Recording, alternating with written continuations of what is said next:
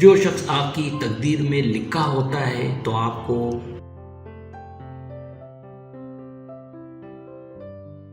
تھک جانا برا نہیں ہے، مایوس ہو جانا برا ہے، بہت برا۔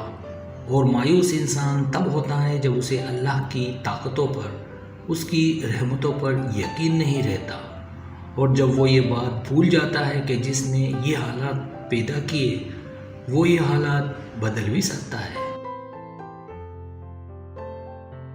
دیکھو، ہر چیز انسان کے بس میں نہیں ہوتی، بلکہ کوئی بھی چیز انسان کے بس میں تو ہوتی ہی نہیں ہے جب تک اللہ نہ چاہے۔ پھر اس سے مایوس کیوں ہونا جس کے حکم کے بغیر ایک پتا بھی نہیں ہل سکتا، جس کے ایک حکم پر کائنات بنا دی گئی اور ایک ہی حکم پر ختم بھی کر دی جائے گی۔ مایوس تو وہ ہوتے ہیں جن کے پاس اللہ نہیں ہوتا۔ ہمارے پاس تو اللہ ہے، یعنی بادشاہوں کا بادشاہ، یعنی تمہارا آخری اور واحد مددگار۔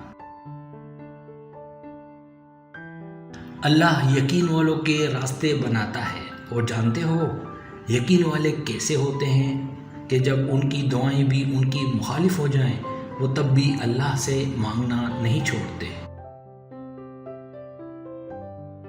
ایسا یقین کہ جب ان کی ساری دنیا ان کی آنکھوں کے سامنے بکھرتی ہوئی دکھائی دے رہی ہوتی ہے وہ تب بھی آسمان کی طرف دیکھ کر کہتے ہیں ہمیں پتہ ہے تو ہمیں تھام لے گا۔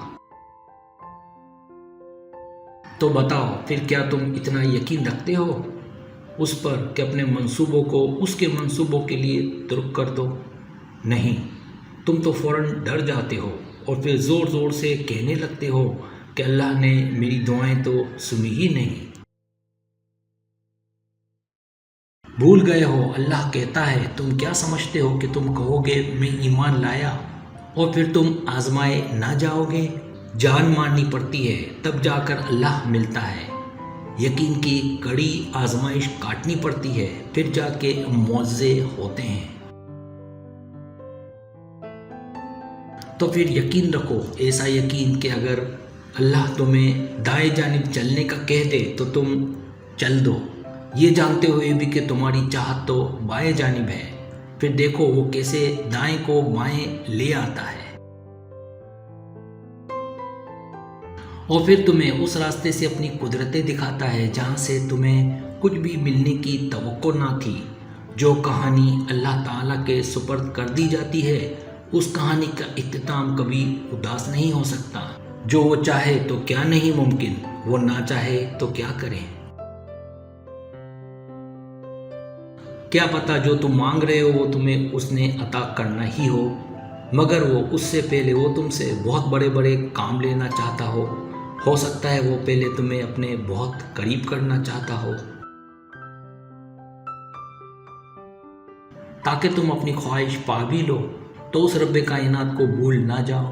ہو سکتا ہے وہ تمہاری خواہش تمہیں تب نصیب کرے جب تمہیں اس کی سب سے زیادہ ضرورت ہو سکتا ہے نا کہ وہ تمہیں تمہاری خواہش کے ساتھ اور بھی بہت کچھ عطا کرنا چاہتا ہو۔ تو اس آزمائش کی گھڑی میں اس مالک پر بھروسہ رکھو، وہ تمہیں تمہارے حصے کی خوشیاں تمہیں ضرور نصیب کرے گا انشاءاللہ۔ سبسکرائب، اگر آپ کو میری ویڈیو پسند آئے تو برائے مہربانی سبسکرائب کریں، لائک کریں، شیئر کریں، اپنے دوستوں سے کہیں۔ سبسکرائب آنے سے ہوتا ہے ہمارا جو چینل ہے وہ گرو کرتا ہے، آگے بڑھتا ہے۔ ویڈیو دیکھنے کا بہت شکریہ، اللہ حافظ۔